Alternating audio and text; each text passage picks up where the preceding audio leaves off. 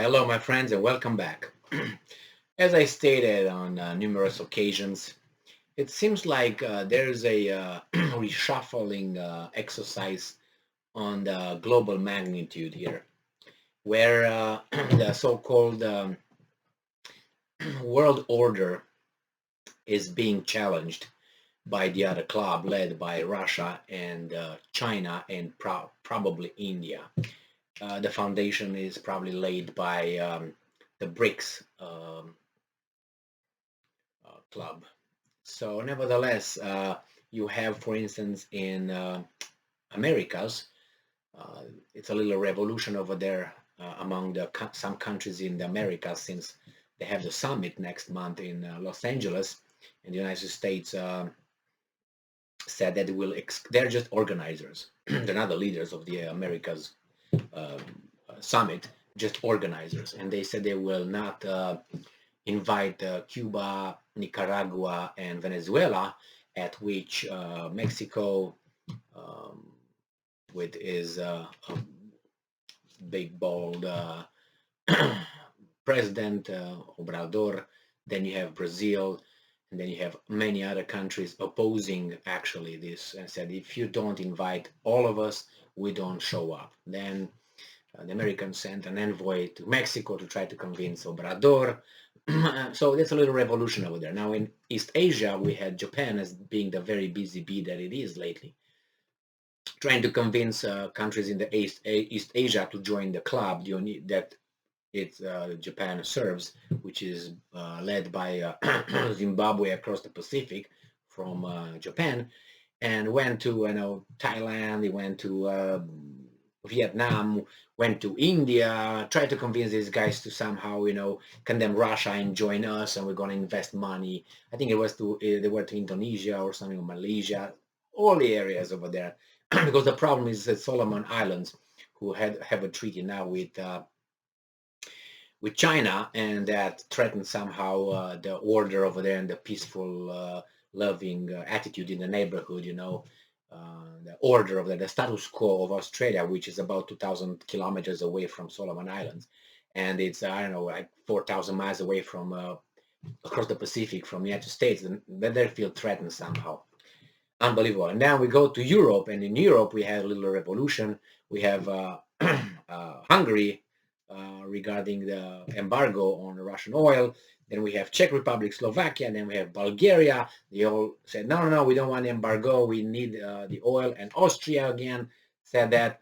Then Serbia, hey, we're not going to support your little Russian hysteria. So it's a lot of, and then you have Saudi Arabia in the Middle East. Those guys tried to be friends a little bit here. Iran with Saudi Arabia, Pakistan visited Saudi Arabia, Erdogan visited Saudi Arabia. Saudi Arabia and Iran will meet in Iraq to discuss certain things.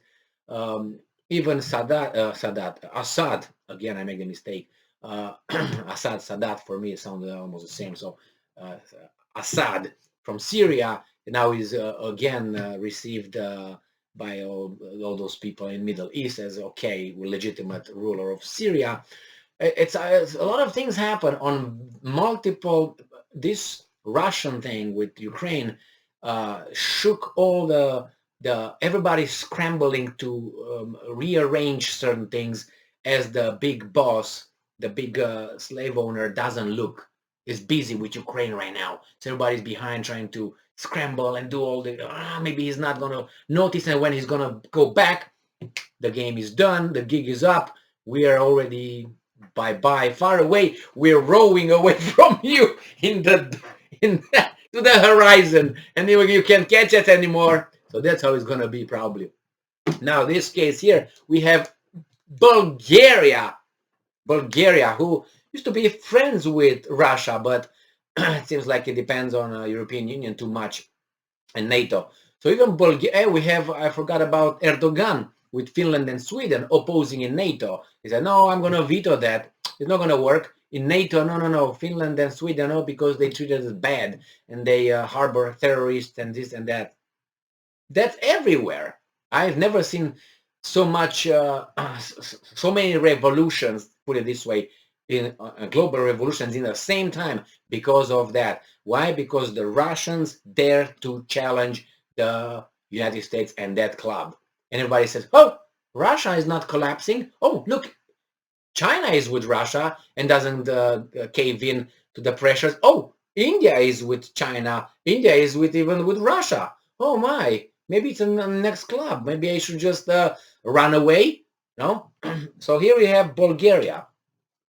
It's an article from Associated Press, May 20th. Bulgaria rejects EU pressure to allow North Macedonia to join. Certainly, why not? Now they want something. So they say, you know what, European Union, we don't agree with Macedonia to join. And probably the same thing, it's they want now to create a fast membership path for Ukraine and Moldova, maybe. I mean, everybody else that waited in line and, they were rejected, and then you need to do this, you need to do this, more this, wait a little bit more, like that. They were treated like that. I know that because I was in Romania when that happened, all that happened. And I know how Romania was treated by these guys, like pariah, like animals. That's how they were treated. And the Romanian government was slavish. She was in his knees. Oh yeah, we'll do what Europe wants. Blah, blah, blah.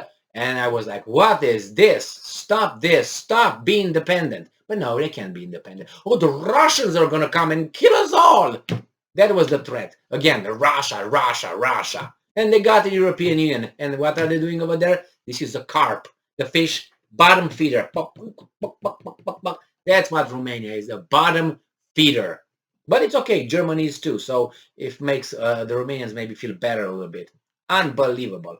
So anyway, Bulgaria rejects EU pressure to allow North Macedonia to join. Yeah. Bulgaria is sticking to its position blocking North Macedonia's. What is that North Macedonia? I don't want to insult anybody. I know about Macedonia. I know about Alexander the Great coming from Macedonia. I never heard about coming from North Macedonia or from South Macedonia. What is this? I know what it is. But again, the club determined that we should be like this. And so everybody said, yes, yes, yes, we agree with that. It's sticking to its position blocking. I know I want to have some North Macedonians being upset, or South Macedonians, or East Macedonians, or North Macedonians. But you know what? Let's be real about it. I've never heard about Alexander Macedon or Alexander the Great being from North Macedonia or South. Pella, that's where it is. What do you want? Oh my God, I have to make now geography with everybody? Just kidding.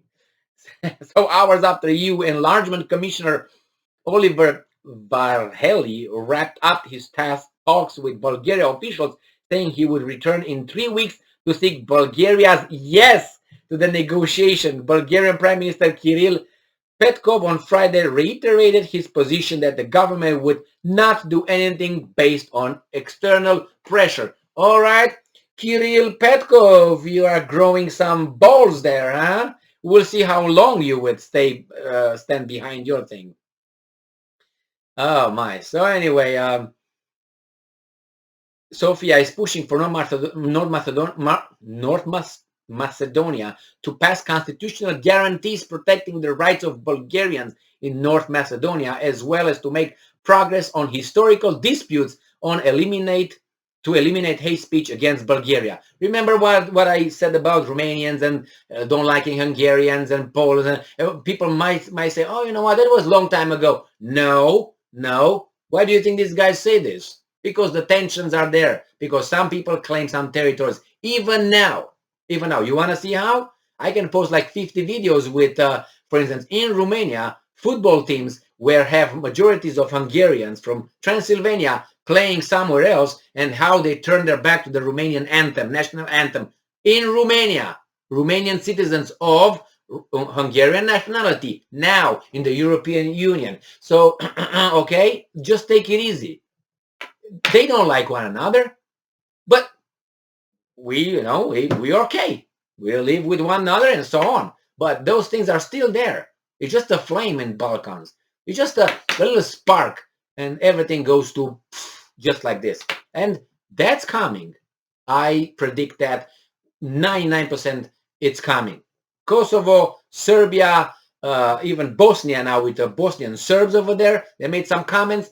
That's coming. It's coming. It's and we'll see. It's gonna be worse and bloodier, if you can believe, than Ukraine thing. That's my that's what I think it would be. So French President Emmanuel Macron urged Bulgaria and North Macedonia on Wednesday to resolve their dispute, speaking on the phone with the leaders of both countries. The purpose of these talks, while France holds the EU presidency, was to encourage the two countries to quickly pursue the dialogue and to dispute on the dispute between them. So what if they can't agree? What if they can't, Macron? What are you going to do about it? Why they say, no, man, no, we don't want that. What's going to happen then? Okay, they will not join NATO, right? European Union, correct? They're going to go to Hungary, get in a headlock like this and squeeze hard until Bulgaria poops, and they say, yes, taps. That's what's going to happen. You watch. Thank you very much for being with me again today. Bulgaria got some balls. Stay strong, stay smart, look for the truth, and be just. We'll see.